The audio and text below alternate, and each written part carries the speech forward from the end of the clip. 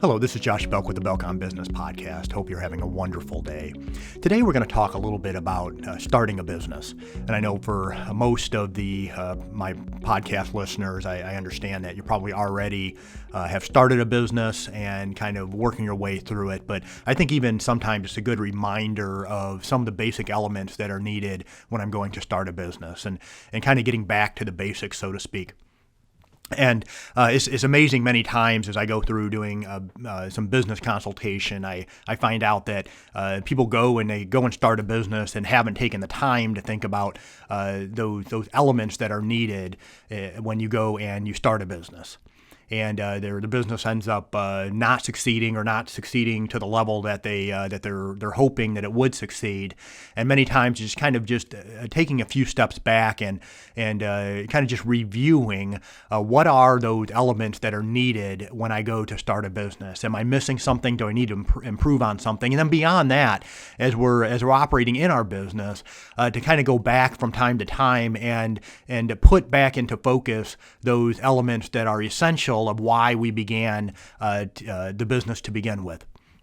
So elements of starting a business. First of all, and I have 9 points here, and I won't spend a whole lot of time on any of these, but I think it might just be a good reminder of some of the basics that are there when going to start a business. If you're looking to start a business, I think that you'll also find this, and probably mostly find this helpful, as kind of a checklist of items that you need to go through in order to make sure that your business gets launched and gets launched successfully.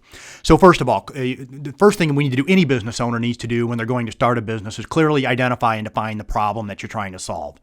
So every business owner, when they go to start a business, they have identified some sort of a problem, or they have some sort of an idea, okay, and they're wanting to get it out there.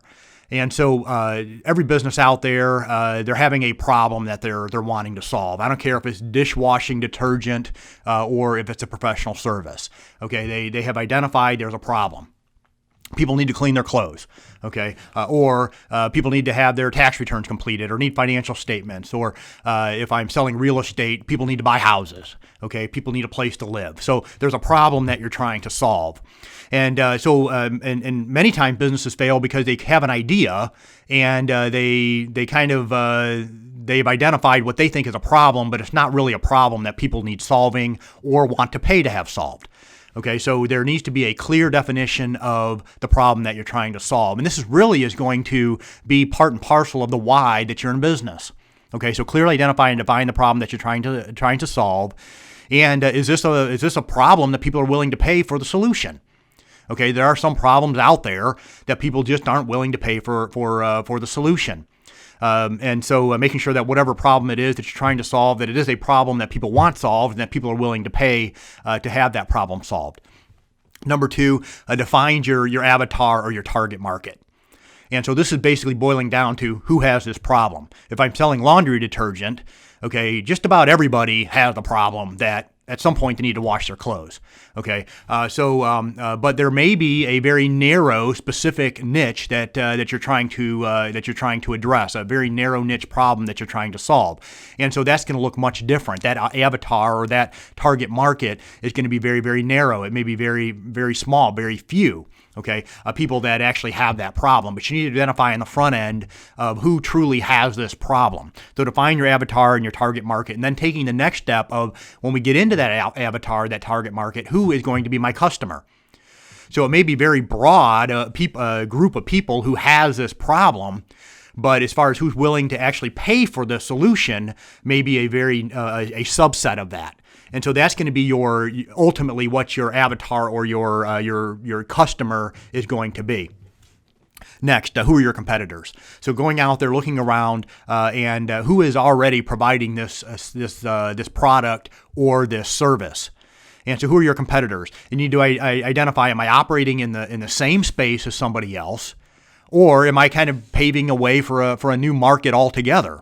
Am I creating a new space altogether? And that's very rare. Usually when we come up with an idea, somebody out there is kind of doing the same thing. And so we need to identify who is truly our competitor.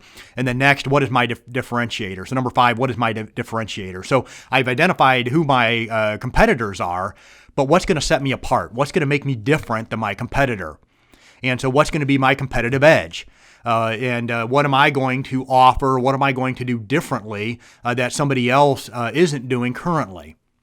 And so identifying what is your differentiator. Number 6, how am I going to distribute my story? And so once I know here's the problem I'm trying to solve, here's my avatar, here's my customer, this is who I'm competing against, I get to the point of, okay, how am I going to get my message out? And this can be done in many different ways. And so whether or not we talk social media right now is kind of the number one way people go out there. They get their message out on Facebook or Instagram, LinkedIn. They go out there and they build a website. They do these types of things to get their message out there on social media, on the internet. A lot of people they go through, or some people go through, they go out there, may get on podcast, they may go to local meetup groups, Chamber of Commerce meetings, whatever the case may be. And so kind of identifying where is my customer at, and then how am I going to get the message to them?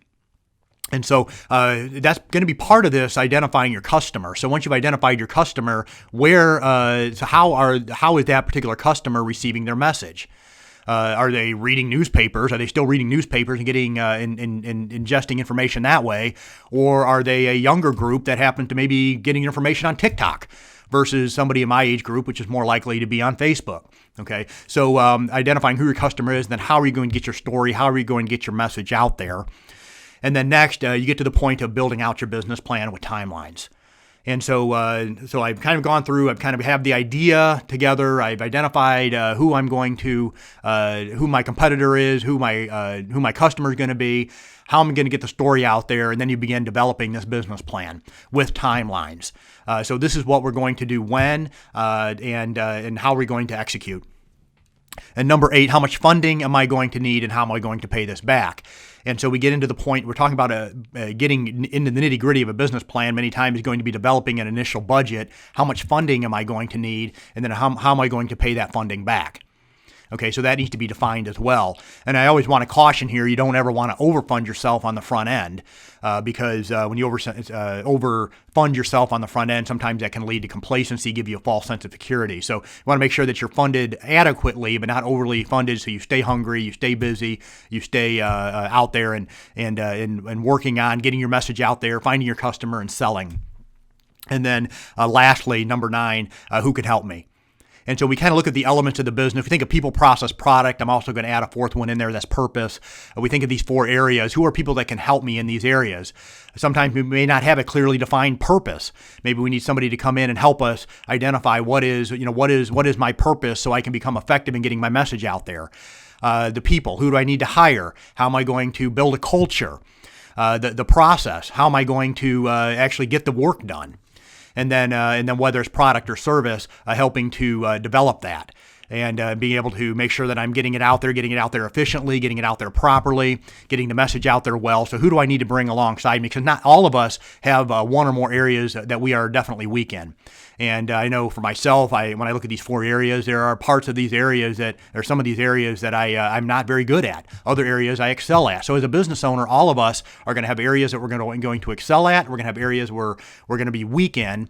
And we need to identify what those are and then make sure that we get people alongside us that can help us push our business, get our business out there, and get our business to the next level. Hopefully this brought you some value. I'd encourage you, if you haven't already, please subscribe to the Belk on Business podcast. Once again, this is Josh Belk. Have a wonderful day.